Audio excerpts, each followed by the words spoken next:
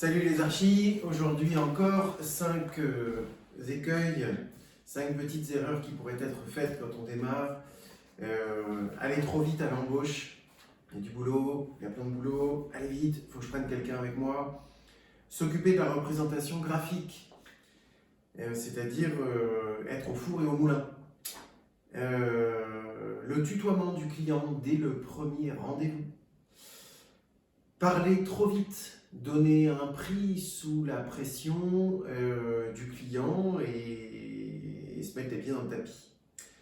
Et un peu dans la même veine, donc Adeline, je pense que tu reconnais les sujets que tu m'as proposés sous les commentaires. Donc n'hésitez pas vous-même à faire des commentaires et à me demander ce que je pense de telle ou telle situation. Et dire quelque chose plutôt que de reconnaître une méconnaissance. Voilà. Donc, vous avez peut-être vu d'autres vidéos. Je m'appelle Adrien Sovich. J'ai démarré en 2008. Je fais la vidéo, on est en 2023. Enfin, j'ai démarré fin 2007, on va dire. Et puis, voilà, j'ai pas eu de mentor. Je me suis lancé à mon compte parce que j'ai travaillé pendant toutes mes études avec environ une trentaine d'agences. Et en me mettant à mon compte, malgré ma trentaine d'agences, j'ai découvert ce que c'était que de se mettre à son compte et d'additionner, se mettre à son compte et devenir architecte à part entière. Et j'en ai vu un peu toutes les couleurs. Donc avec ces vidéos qui font partie d'une playlist, donc n'hésite pas à t'abonner aussi, à mettre un petit pouce si je t'apprends des trucs, mais au travers de toute cette playlist, j'essaye de vous faire gagner du temps dans votre carrière.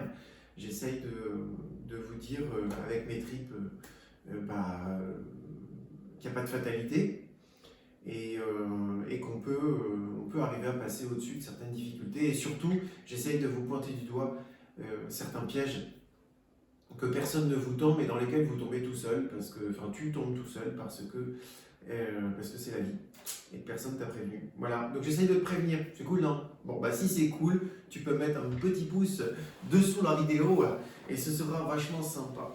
Bon, aller trop vite à l'embauche. Donc ça, c'est le premier point.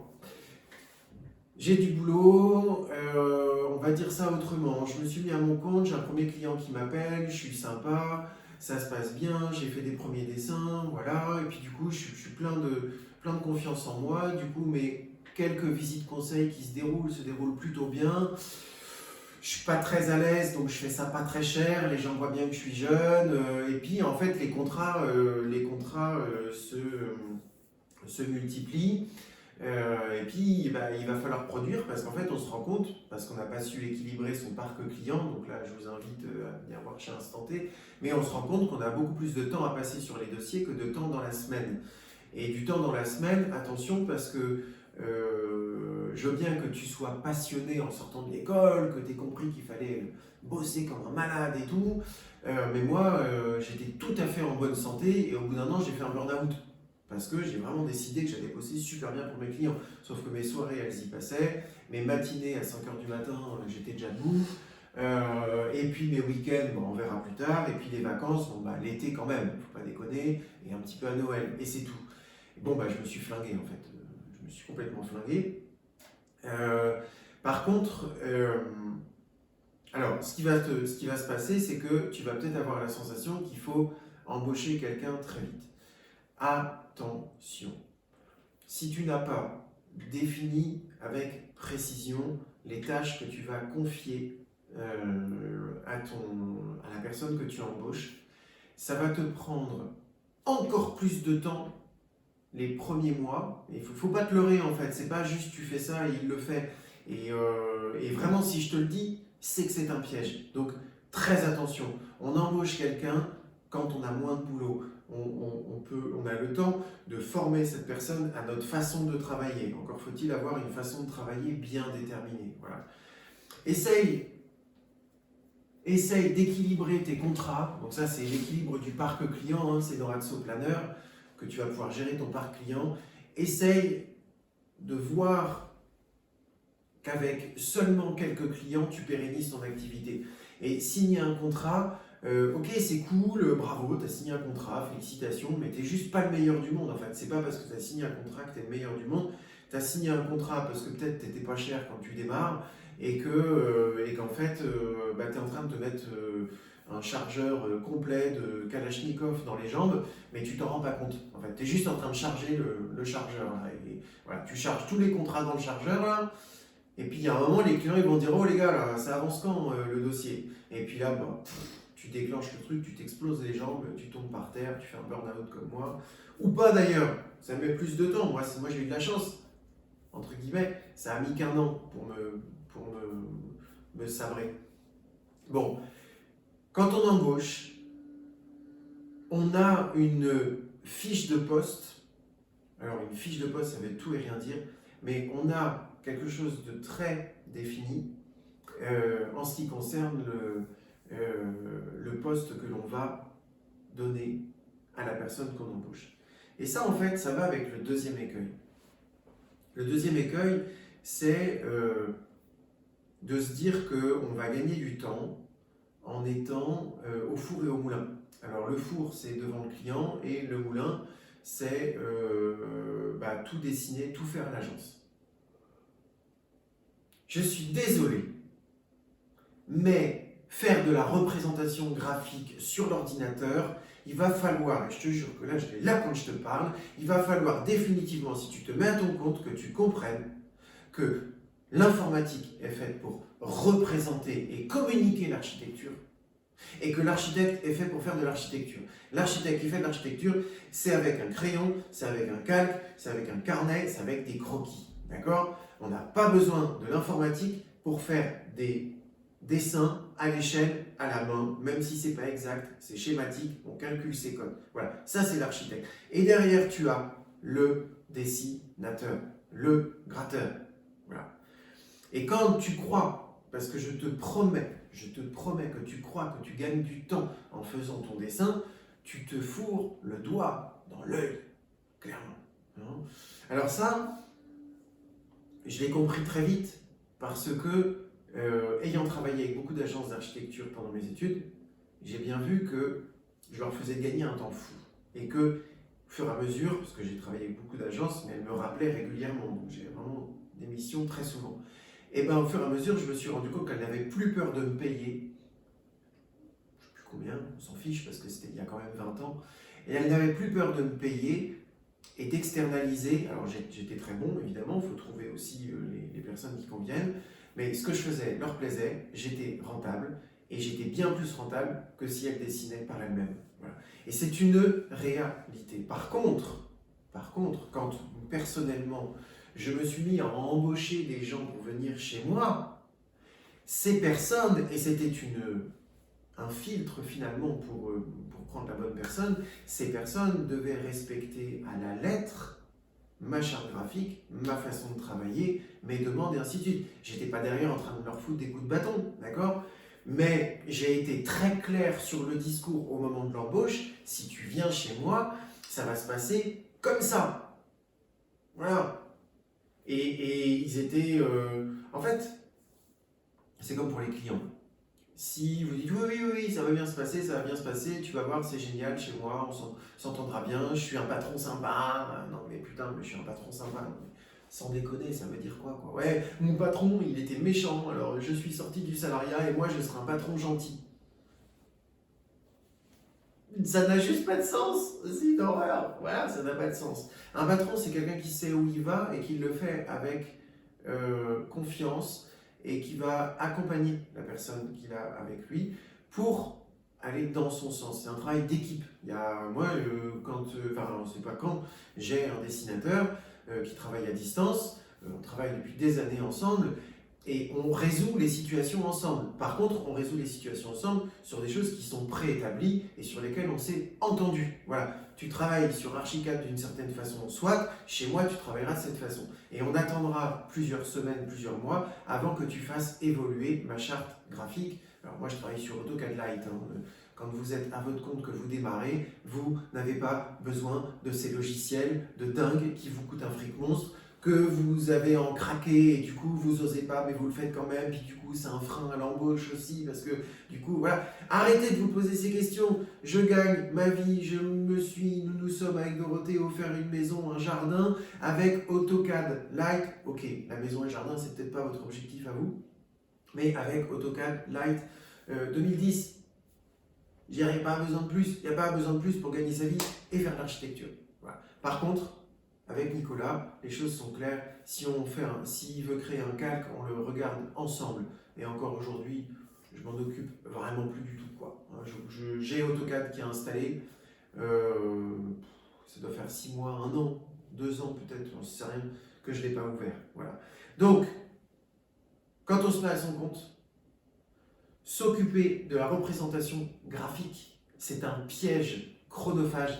Je peux vous certifier avec toutes mes fucking tripes que vous perdez de l'argent si vous faites votre représentation graphique. Et le premier qui me dit, mais tu sais, moi, Adrien, la conception, je la fais sur l'informatique, bah surtout qu'ils ne me le disent pas.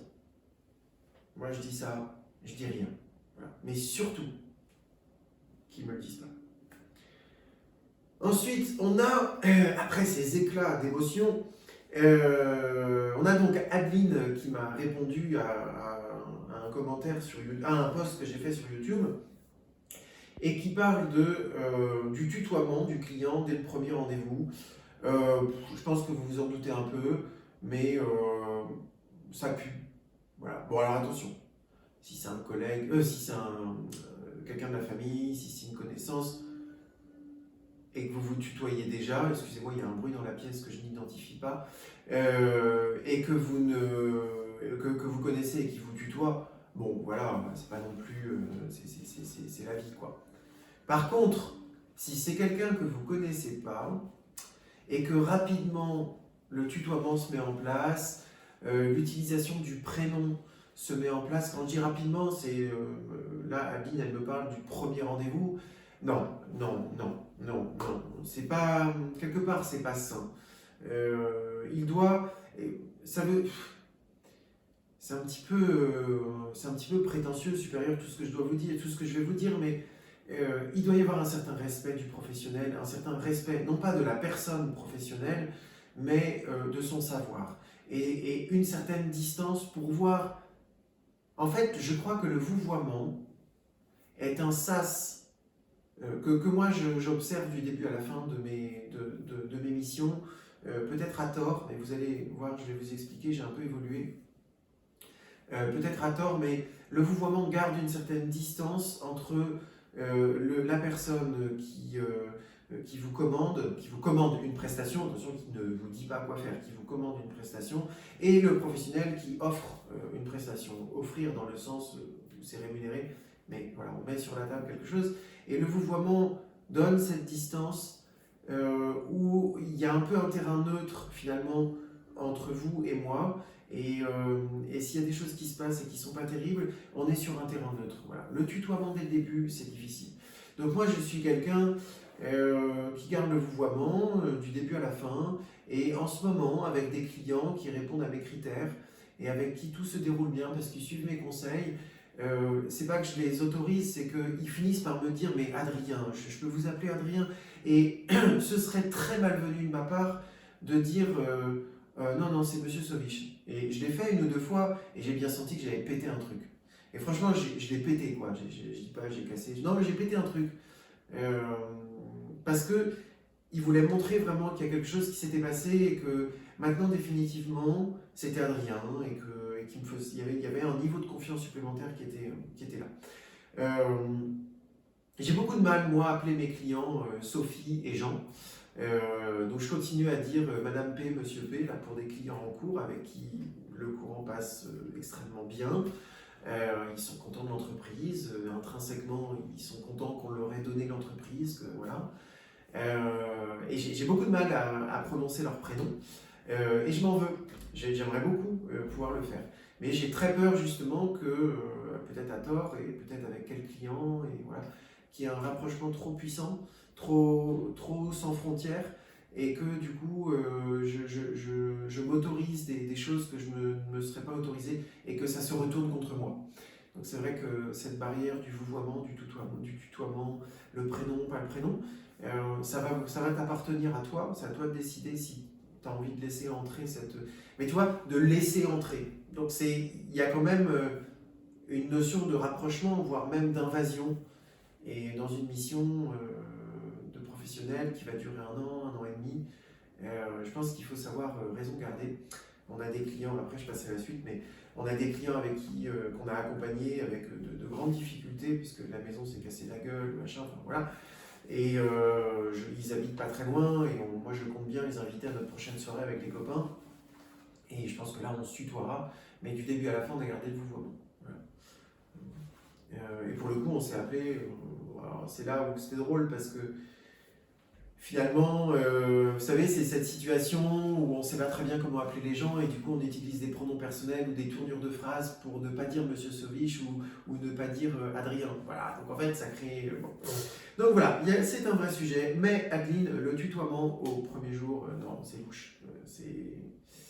Voilà, c'est louche. Alors, Adeline, tu m'as posé aussi la question, je suis chez un client et sous la pression, je vais commencer à donner un prix sur quoi que ce soit. Et en fait, Adeline, tu m'as juste dit donner un prix, mais en fait, il y a plusieurs situations où on donne un prix. Il y a la visite conseil où le client va nous dire « Ah, c'est bon, vous pouvez nous dire combien ça coûte le chantier dans la globalité ». Et puis, toujours en visite conseil, « Ah, c'est bon, vous pouvez nous dire à peu près combien vous allez coûter ». Et le client, il va être pressant parce qu'en fait, il est tout à fait légitime à poser la question. Et c'est bien ce qui nous emmène à se culpabiliser, de se sentir une grosse mouise parce qu'on n'arrive pas à donner un prix de chantier, on n'arrive pas à donner un prix d'honoraire, alors que si on réfléchit un tout petit peu, il est absolument normal qu'on n'arrive pas à donner un prix. Autre chose aussi sur lesquelles, une troisième et dernière chose sur lesquelles on va avoir du mal à donner un prix, mais sous la pression on risque de dire des conneries, c'est sur un topic. Alors topic chez Instant T, c'est un élément du chantier. Voilà, une finition de sol, un radiateur, une fenêtre, finition de plafond, l'éclairage, bref. Donc, à chaque fois qu'on nous demande un prix, il va y avoir l'émotion de culpabilité qui va arriver au plus profond de nous. D'abord, peut-être une émotion de peur.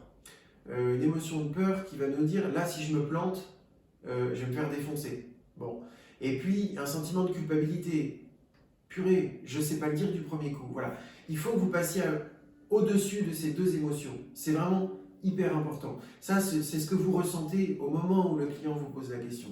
Maintenant, alors c'est compliqué en quelques minutes de vous faire passer ça, donc c'est pour ça qu'il faut que vous veniez en journée performance, que vous vous rapprochiez des outils instantés, tout ça.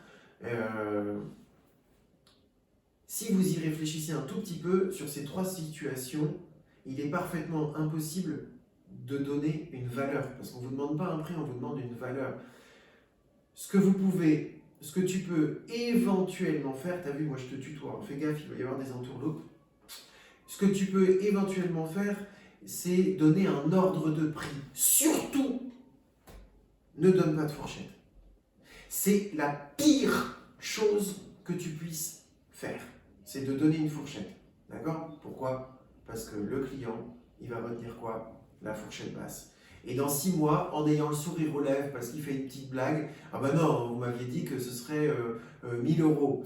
Bah non, je vous avais dit que ça pouvait être du simple au double et qu'effectivement ce serait entre 1000 et 2000 euros. Ah bah oui, mais bon, voilà. Mais le gars, il a le sourire, il sait à quel jeu il joue, il veut croire à son projet, il n'est pas en train de t'enfoncer pour t'enfoncer. C'est juste que tu as donné une fourchette, tu t'es fait piéger. Donc j'espère que tu es encore resté à regarder cette vidéo parce que là, je viens de te donner 5 ou 6 ans de gain de temps sur comprendre ce piège. Voilà. Alors, tu vas avoir deux émotions. La culpabilité et le syndrome, enfin oui, je ne sais plus exactement comment je l'ai défini, mais la culpabilité et le syndrome de l'imposteur. La culpabilité et la peur. Voilà. La peur de te planter, et c'est là où tu risques de parler de fourchette. Bon sang, de bois, fais gaffe, hein, fais marcher ton cerveau. Voilà, quand le client va te poser la question, oh non putain, oh là là, si je lui dis un truc, il va retenir ce qu'il a rangé. Maintenant, je ne sais pas lui répondre et je culpabilise. 1000, ouais 1000, mais bon, ça peut être le double. Hein. Bah voilà, t'es foutu. T'es foutu. Ça va être 1000 euros. Et si c'est 1005, tu vas te faire défoncer. Voilà. Deuxième émotion, c'est effectivement la culpabilité de ne pas savoir répondre, donc tu vas répondre quelque chose. Ne culpabilise pas, c'est normal. Tu vas devoir passer par énormément d'étapes pour pouvoir donner des prix. Alors, le prix de tes honoraires. tu as besoin de revenir au bureau pour écrire les choses dans une proposition de contrat. Alors chez Instant T, c'est tramé, voilà, tu sais bien que si tu regardes ces vidéos, c'est que ça te titille Instant T. Donc voilà, on a des contrats. Moi, mon contrat qui est juste après la visite conseil et qui va jusqu'au permis de construire, le contrat Instant T qui va jusqu'au permis de construire, si tu as arrêté de réfléchir, parce que ça ne sert à rien de réfléchir, c'est fatigant, en 12 minutes, il est écrit, 3 minutes plus tard, il est envoyé, tu ne rappelles plus jamais. Voilà, c'est tout. Fin de la discussion. Donc, tu as besoin, concrètement, de te poser derrière ton ordi, à ton bureau, et de poser les choses, de mettre un nombre de rendez-vous, tac, et il y a un prix qui sort. Et je vous l'enverrai. Après, si tu as un peu de bouteille, tu peux expliquer ça comme ça. Voilà, pour ce type de permis de construire, mais il faut que tu en aies déjà fait. Hein. Pour ce type de permis de construire, et là on va partir sur un ancrage très haut, on va être sur, je t'informe que cet ancrage est très haut pour l'exemple que je te donne, ça peut coûter jusqu'à 6 000 euros. Putain, le client il s'assied et il se dit quoi? Je vais lui filer 100 euros pour la visite conseil et lui il me parle d'un premier contrat à 6 000 euros, mais il se fout de ma gueule. Il se fout de ma gueule le gars. Bon, ok, eh ben fais-le, parce que derrière tu vas pouvoir dire cette phrase. Par contre, voilà, c'est un budget qui a été dépensé pour un projet similaire il y a peu. En revanche, si finalement cela se révèle plus simple que ce que j'imagine, pour l'instant, j'ai l'impression que c'est quand même compliqué. Mais si vous suivez ma façon de travailler, si la mairie, parce que ça ne dépend pas que de vous en fait, ça ne dépend pas que de toi, tu vois, j'ai du mal à tutoyer encore, donc je ne dois pas être complètement dans l'entourloupe. Ça ne dépend pas que de toi, en fait, la valeur de tes honoraires. C'est ça qu'il faut que tu arrives à faire comprendre aussi à tes clients. Eh bien, peut-être ça coûtera moins cher. Et je peux vous dire un truc, c'est qu'il y a un projet qui était quand même beaucoup plus simple que le vôtre, parce qu'il n'y avait pas de mitoyenneté, parce que le terrain n'était pas en pente, parce que, bah, ça a coûté quasiment la moitié du prix. Mais je préfère vous dire 6 000. Et puis, si jamais ça se passe mieux, bah, je vous ferai une remise sur le 3e règlement, sur voilà. Donc, vous avez donné un ancrage très haut parce que vous connaissez la valeur de votre métier, parce que tu sais pourquoi tu sais pourquoi ça peut coûter cher. Quand on travaille au forfait, bah, alors le pourcentage chez Instant T, on oublie, hein, ça c'est de la connerie pure et dure. On fait un forfait qui est plutôt haut et on fera des remises. Et sinon, quand vous êtes à mon niveau, waouh, comment je me la pète, si vous êtes à mon niveau, vous travaillez à l'heure. Et tu travailles à l'heure, vraiment j'y arrive pas, et tu vas pouvoir aménager les coûts en fonction de comment se passe la mission. En ce qui concerne le montant du chantier, bah en fait il faut faire pareil. Il faut faire un ancrage très haut, prouver que tu sais de quoi tu parles, faire un ancrage très haut, et puis dire, bah, si on a des bonnes surprises, ça coûtera moins cher. Mais venez pas me dire que je vous ai dit la fourchette basse. Bordel de bois, de je sais pas quoi, voilà, restons polis, pas de fourchette. Et pour un topic qu'on connaît pas, c'est pareil. On fait un ancrage plutôt haut, et puis ensuite on se calme. Donc voilà, Adeline et toi aussi qui me regardent, ne donnez pas de prix sous la pression du client. Et la troisième chose d'Adeline, et le cinquième écueil de cette vidéo, dire quelque chose plutôt que de reconnaître non pas son incompétence, mais sa méconnaissance. C'est très différent. Alors là, on ne parle pas forcément d'argent, on parle de n'importe quoi. Et le client te demande, mais monsieur l'architecte, madame l'architecte, comment on fait tel truc dans un bâtiment. Et puis, tu n'es pas à l'aise parce que tu n'as pas l'habitude. Alors moi, en ce moment, je prends toujours l'exemple du Spank parce qu'en arrivant en Normandie, moi j'étais en région parisienne pendant plus de 15 ans. On était raccordé à la rue pour tout ce qui est eau usée. Moi je veux dire, le SPANC, assainissement non collectif, donc ça veut dire traiter les eaux, parce que je sais que beaucoup d'architectes qui regardent ne connaissent pas forcément ce truc-là, surtout ceux qui démarrent et qui sont en région urbaine, Mais quand on est en région rurale, tu te retrouves à traiter tes eaux sur ton propre terrain. C'est-à-dire que la station d'épuration, et c'est vraiment ça que j'ai eu du mal à comprendre en fait, ta station d'épuration, elle est là, elle est juste derrière ton mur, quoi. Hein. Donc elle est là, puis ensuite il y a un épandage. Bon, bah, moi le spank à la base, je ne savais pas du tout comment ça se passait, et c'était tellement simple que ça en était compliqué dans ma tête. Et donc, bah, j'ai simplement dit à mes premiers clients en arrivant ici que je méconnaissais. Alors, je n'utilisais pas ce terme-là, bien sûr, mais je disais, écoutez, je ne connais pas, je ne maîtrise pas, je suis en train de me renseigner, j'ai vu qu'il y avait différentes possibilités, il faut que je me plonge dans le sujet. Dites-le, parce que c'est une preuve d'intelligence. Si reconnaître sa méconnaissance est une preuve d'intelligence, parler d'incompétence, alors là, c'est une catastrophe. Hein. Et le pire, du pire, c'est de raconter une histoire en faisant semblant de connaître le truc, quoi. Voilà, alors là, t'es fini, quoi. Dès qu'ils vont se rendre compte que tu as raconté un crack, et qu'en plus, tu as été capable de le raconter avec une prestance et un aplomb de ouf, ah bah ils te croiront plus jamais. C'est fini. Alors quand tu vas leur parler d'argent, c'est même pas la peine. De toute façon, lui, il sait nous mentir, donc on ne croit plus, c'est fini. Soyez méga honnête. Hein. Donc ne reconnaissez pas une incompétence, reconnaissez une méconnaissance, et tu as de la compétence alors, tu as de la compétence grâce aux outils instantés, si tu le souhaites, et tu as de la compétence que tu as peut-être apprise dans d'autres agences, parce qu'il n'y a pas que Instanté dans la vie, mais tu as chez Instanté des outils, tu as des compétences pour appréhender un budget, pour appréhender une façon. Une façon, c'est faire les choses, hein, c'est comment réaliser quelque chose.